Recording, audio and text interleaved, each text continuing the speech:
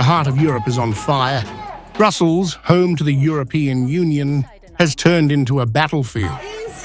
Tens of thousands have poured onto the streets, furious over years of EU-backed austerity, wage stagnation, and the dismantling of social protections. What began as a strike has exploded into a full-scale revolt against a government seen as bowing to Brussels' economic diktats. Police in riot gear fired tear gas and water cannons to clear protesters as chants of resistance echoed through the capital's narrow streets. At the centre of this storm is Prime Minister Bart de Wever, the Flemish nationalist leading Belgium's so-called Arizona government. He has pledged to slash welfare spending, raise the retirement age to 67, and overhaul healthcare and pensions. Policy's critics call the EU's austerity gospel. For ordinary Belgians, this means longer working lives, lower benefits, and rising living costs in a country already struggling with inflation and debt above 100% of GDP.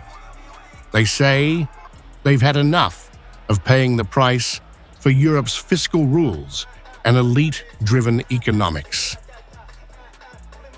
I am in Brussels with around 100,000 people in the streets. We disagree with the government and the measures they want to implement. So unfortunately, there's only one way to get things moving. Take to the streets and fight it, and keep it up until the government backs down or is completely dissolved. That's all I have to say. I see that the problem is that, ultimately, nothing is improving across Europe. Employers are exaggerating.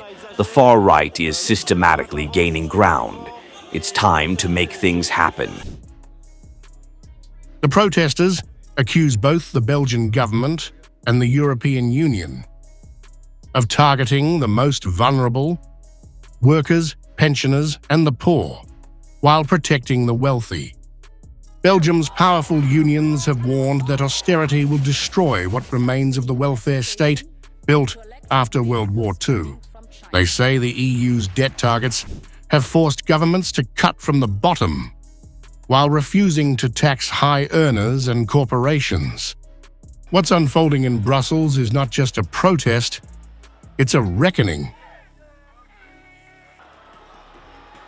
We are gathered here today to express our dissatisfaction with the unreasonable measures that target the most vulnerable members of society, particularly workers, people who are ill, pensioners, and many other measures that are antisocial.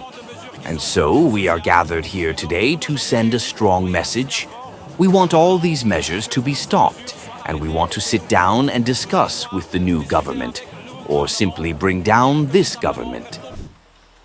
As police advance with water cannons, protesters refuse to back down. They accuse the De Wever government of dismantling Belgium's social safety net step by step, under pressure from EU technocrats demanding fiscal discipline. Trade unionists warn this will push thousands into poverty while creating what they call a security state, where social unrest is met with repression instead of reform. I am a trade union activist, FGTB, and I am here because I condemn the fact that the state is dismantling the entire Belgian social system, which will plunge hundreds of thousands of people into poverty and thereby create a security state. The anger in Brussels is no longer just Belgian, it's European.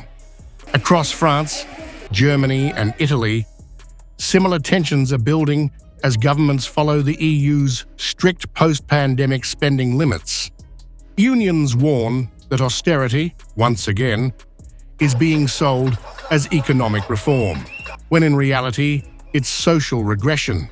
For millions of workers, the EU's fiscal order means longer hours, smaller pensions, and a future without stability. All the austerity measures, whether in terms of pensions, reductions of family allowances, all that, nothing is working anymore.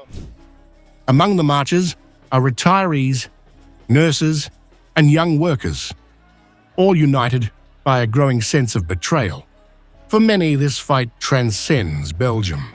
It's a stand against a world where profits rise and protections fall. It's not just in Belgium, unfortunately. It's all over the world. So now we're fighting, yes, for ourselves, for the people here in Belgium, but we have to fight for the whole world, for the people, for nature, because it is a disaster. They, workers, are mobilizing because I think the Belgian government, as in most countries today, is implementing policies that do not really guarantee future employment, where work is becoming increasingly precarious and where retirement is not really granted. That is why I think that today we are here, in any case as the International Trade Union Confederation, to join forces with Belgian workers to fight for greater job security and greater security for young people. As night falls, the European capital stands surrounded by smoke, sirens and fury.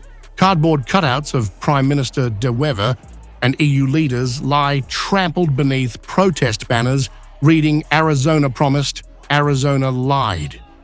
This is no longer just about pensions or welfare. It's about power. The people of Belgium are telling their government and the European Union itself, we will fight until they fall. In the capital of Europe, the streets now speak louder than the parliament.